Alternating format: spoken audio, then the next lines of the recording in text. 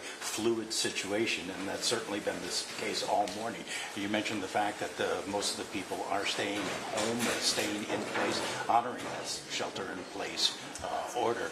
On our drive here from Lisbon, we were over there where that car was found that they believe belongs to Robert Card. The car was gone. There was some yellow crime scene tape up there, but it seems that the search for the person of interest, as authorities are referring to him, has moved on from at least that point. One thing I should mention, too, there are a number of out-of-state agencies that are assisting Maine police in their search for this person of interest. We did notice several New Hampshire State Police vehicles that came down the road there, so they are very active in the search. And of course, the governor talked about New Hampshire State Police also lending their helicopter to the search. Sean and Catherine, that's the situation. And again, any minute now we should have, or any second now, we expect the governor of Maine and other officials to be here. She's entering the city council chambers now.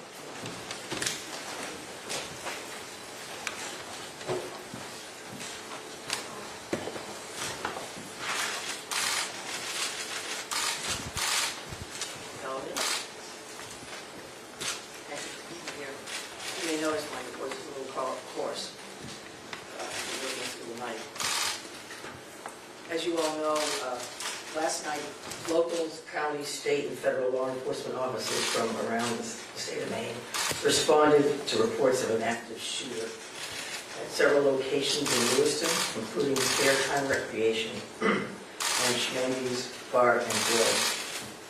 These law enforcement officers, in the face of danger, responded swiftly, selflessly, and with great bravery. Bravery that they continue to demonstrate today as they search tirelessly for a person of interest in connection with last night's event. On behalf of all Maine people, I express my deep gratitude for your response and for your continued service. I also do so for Maine's hospitals and other medical emergency responders. I'm profoundly saddened to stand before you today to report that 18 people lost their lives and 13 people injured in last night's attacks. In memory of those we lost and in honor of those who were injured, President Biden and I have ordered all U.S. flags and state of Maine flags to be lowered to half-staff immediately for the next 5 days. Maine State Police have issued a shelter-in-place order for Lewiston, Lisbon, and Bowdoin as the manhunt for that person of interest, Robert Card of Bowdoin, continues. I will let law enforcement speak to the ongoing manhunt and to their investigation, but Mr. Card is considered armed and dangerous, and police advise that Maine people should not approach him under any circumstances.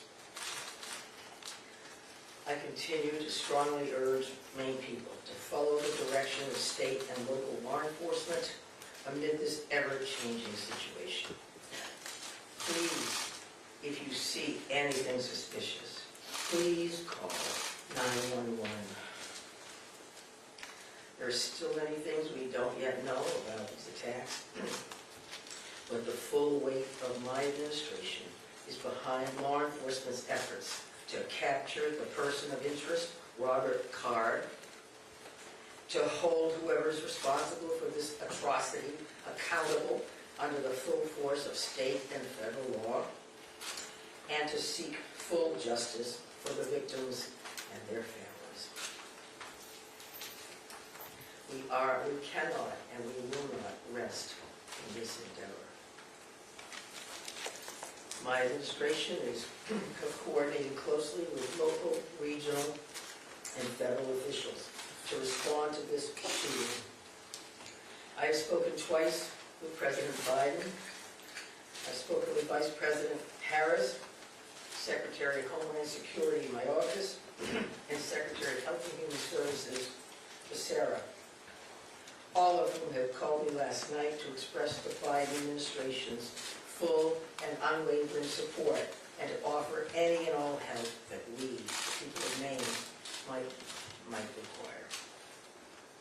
The governors of our neighboring New England states and of other states have contacted me to offer aid, and I am sincerely grateful for their friendship and support.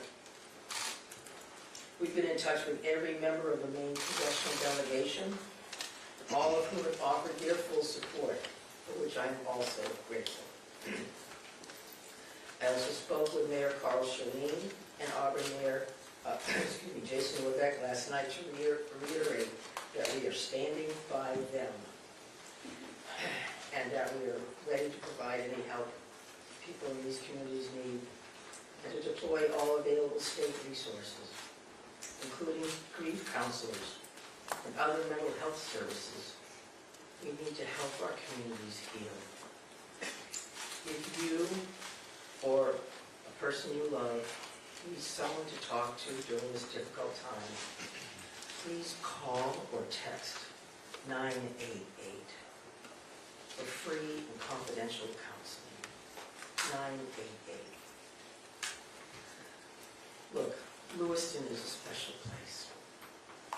It's a close-knit community with a long history of hard work, of persistence, of faith, of opening its big heart to people everywhere. Lewiston is where I worked for years. It's where I met and married my husband and where our girls went to school. I love this place just as I love the whole state with my entire heart. I'm so deeply saddened, as is every one of the 1.3 million people of this beautiful state. This city did not deserve this terrible assault on its citizens, on its peace of mind, on its sense of security. No city does, no state, no people.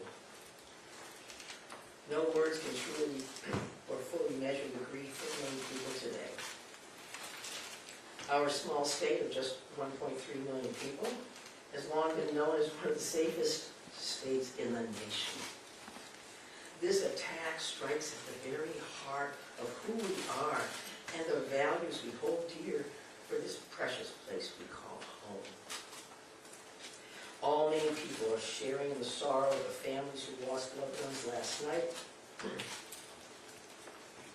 Loved ones, normal people who were killed or injured while unwinding from a day of work or while spending time with their family and friends, socializing. So on behalf of the 1.3 million people of the whole state of Maine, I hold these families and this city in my heart today. I know that the people of Lewiston are enduring immeasurable pain. I wish I could take that pain off your hearts, off your shoulders, but I promise you this, we will all help you carry that grief. I ask many people to join me in offering our comfort to the families and friends who have lost someone, and in offering our prayers for swift recovery for those who are healing in Maine's hospitals today. This is a dark day for Maine. I know it's hard for us to think about healing when our hearts are broken. But I want every person in Maine to know that we will heal together. We are strong. We are resilient. We are a very caring people. In the days and weeks ahead, we will need to lean on those qualities more than ever before. As we move forward, struggling as we may, let us wrap our arms around one another, offer comfort and solace and love. I know the Maine State Police will continue to release information to the public as we confirm it, and information about any steps that the public might take to support the people of Lewiston at this time. May God bless the people of Lewiston and bless the memories of those we have lost. Thank you. I'm going to turn it over to Mr. Sasha. Thank you very much, Governor. We certainly appreciate your support. The city of Lewiston does, the state of Maine, and certainly our first responders. We feel that love every day, and thank you very much for that. I would also say that we want to say thank you to a really large number of other elected officials across our state, whether that's the federal delegation, local elected officials, and many others that are part of organizations or law enforcement agencies that truly wanted to join us today at this particular press event and wanted to speak on behalf of their communities. And as the governor had mentioned, and everybody else will reiterate, our reality for today is that this suspect is still at large. And we want to provide community support for the victims, for the families, and the communities across the state. But we also have an incredibly strong laser-like focus on bringing this suspect into custody and ultimately to justice. So because of that mission for this particular event and today's activities, we're keeping the list of speakers and the agenda pretty tight. And that will include, next up at the podium would be Chief Dave St. Pierre for the city of Lewiston, and some other members of his command staff are present. What I will say to the city of Lewiston, and you know this because you feel it every day, but you're lucky to have a chief like Chief St. Pierre and his entire law enforcement agency. From every level, those officers put their heart and their soul on the line on behalf of their community last night and into today. And they're doing it for the right reasons. They do it because they care. So the city of Lewiston and truly our co-responder family across the state of Maine is lucky to have Dave and his team in the mix with us. And we're also going to hear from Colonel William Ross from the Maine State Police. And Bill will highlight some of the timeline things that you're probably concerned about and certainly interested in from a story perspective. So the Colonel will come up and speak to that. And we'll also have Jody Cohen. And Jody is the special agent in charge for the FBI at the Boston field office. And Jody will highlight some of those federal partnerships and some of the things that our federal partners are bringing to the table, bringing to bear to help us with this investigation. We also have a bunch of people here. Once you start naming people, you're going to have a problem because you're going to forget somebody or screw something up. But I would also tell you that a couple of our other federal partners are here. Kevin Neal, who's the U.S. Marshal for the District of Maine. We also have James Ferguson, and Jim is the special agent in charge from the ATF for the Boston Field Division. They are heavily invested with staff along with the FBI, and we can't thank them enough for all that they're doing on behalf of our state. I would also tell you that we are going to close with a brief Q&A, and we're going to try to get some of those questions out there. We appreciate your time, your patience, your professionalism, your partnership in getting this information out. I would think that those questions are going to be brief, because again, we do have a suspect at large, and while you can help us with that, we also need to get back to our team to push forward on that. So with that in mind, I would be back up to the podium to kind of steer that a little bit. But for starters, I would like Chief St. Pierre join us. Thank you, Director Sawchuk, and welcome media partners. And thank you, Governor Mills, for those kind words. I'm going to keep this short. What I would like the very most is to express our deepest sympathies to the families and friends of the victims of this heinous crime. This is truly a tragedy that goes beyond comprehension. I'm confident in our community, that our community has and will continue to come together throughout this endeavor to bring this to a successful conclusion.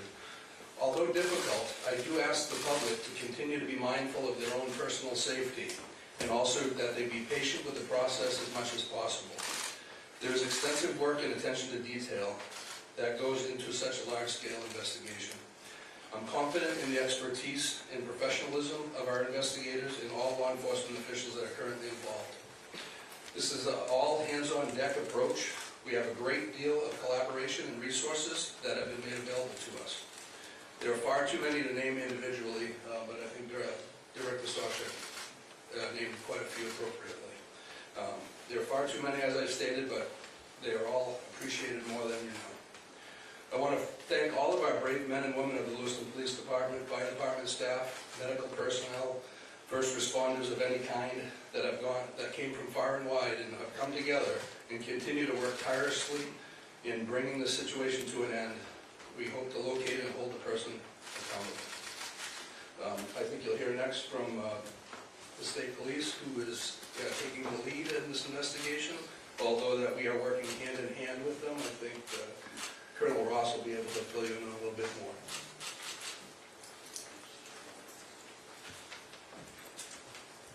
Thank you, Chief. First and foremost, this is an ongoing homicide investigation in search for the person that is responsible for it. We're in the early stages of this investigation, and I just want to let you know we will have updates. We'll be putting some type of a schedule out later on. But again, early stages of a homicide investigation, we want to be careful that we're doing things correctly. We want to get ahead of ourselves. I'm going to give you a bit of a timeline here to kind of fill in some of the blanks and give you some of the facts as we know them right now. A lot of this information will then be transferred to the Attorney General's office, as they will be the lead prosecutor, again, in any homicide investigation. Last night, October 25th at approximately 6:56 p.m., the Auburn Communications Center received a 911 call of a male shooting in Just in Time, or the Spare Time Recreation Center in the town of Lewiston, located at 24 Mollison Way in Lewiston. Shortly after that, at about 7:08 p.m., the Communications Center received multiple 911 calls about an active shooter inside of a Spenge's Billiards at 553 Lincoln Street in the town of Lewiston. A large law enforcement response from multiple surrounding agencies assisted the Lewiston Police Department in trying to identify who this individual was and what was happening. As you can imagine, this was a very fast-paced, fast-moving, very fluid scene, very dangerous scene that these guys and girls were going into. 18 people are now deceased at this time. The victims at the Just in Time establishment, 7 people are deceased there, 1 female and 6 males, all from an apparent gunshot wound. Victims at the Schmegle's Billiards, 8 are deceased. 7 males inside the establishment, 1 male outside of the establishment. Again, also apparent gunshot wounds. Multiple people were transferred to area hospitals, Central Maine Medical Center, St. Mary's, and Maine Medical Center. 3 people that were transferred to those hospitals are deceased, for a total of 18 people deceased at this time. The investigation into the person responsible for this identified a vehicle located at the Projet boat landing in Lisbon. That person, through the registration of that vehicle, was identified, as been stated earlier, as a Robert Card, born in 1983. Several of the deceased have been identified, and their families, next of kin, have been notified. Approximately 8 people at this point have been identified. 10 people, 10 of these victims, still need to be identified at this time. Currently, there is an arrest warrant for 8 counts of murder for Mr. Card. And the reason it's 8 counts because 10 people have not yet been identified. As those people are identified, the counts will probably go to a total of 18. He should be considered armed and dangerous. Based on our investigation, we believe this is someone that should not be approached. This is someone that should be, if you come into any contact with this individual or someone that you think looks like this individual, you were to call 911, and I'll provide some tip line numbers at the conclusion of my briefing. Lewiston Police Department, federal, state, county, other local municipalities are involved in a coordinated search at this moment for this individual. So there's the ongoing investigation, and there's a search to apprehend this person. Both happen simultaneously. I can't stress this enough. This is an ongoing investigation in the early stages. More information will come out in conjunction with the Attorney General's office as the lead prosecutor. We can't share all of our information right now, and I'm sure you understand that. I'm going to give out 2 numbers that go to a tip line. 911 is also appropriate for this, but if anyone can call these 2 numbers, this would go to the State Police tip line. Area code 207-213-9526, 207-509-9002.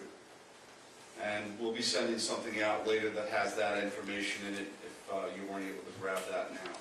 Again, this is a very fluid situation. We have a lot of resources, as Chief St. Pierre had mentioned earlier, that are on the ground in a coordinated effort to apprehend this individual.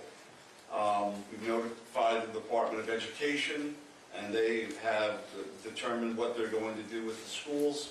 A lot of schools, area schools, were shut down today based on our conversation with them. Again, as more information comes in, we'll be providing it to you.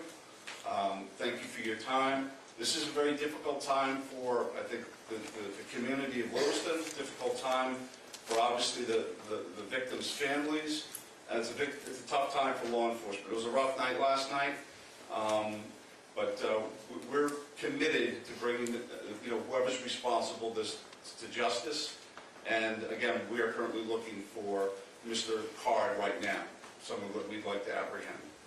Thank you. Thank you, Colonel. And FBI Special Agent in Charge, Cohen, if you could join me, please.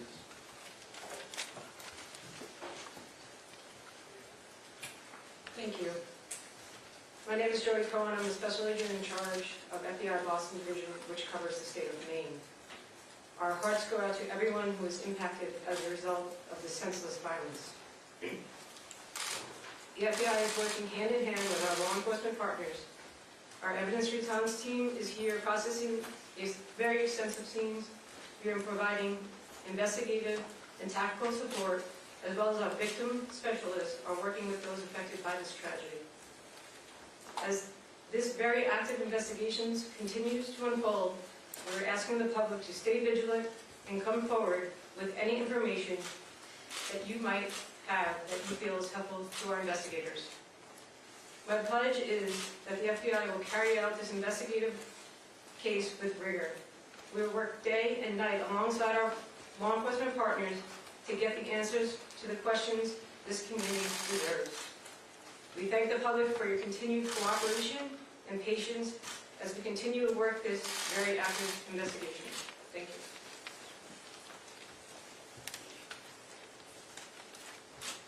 Appreciate that. And I would say that the reality here from a resource standpoint is that when we've asked for anything, the answer has been yes, period.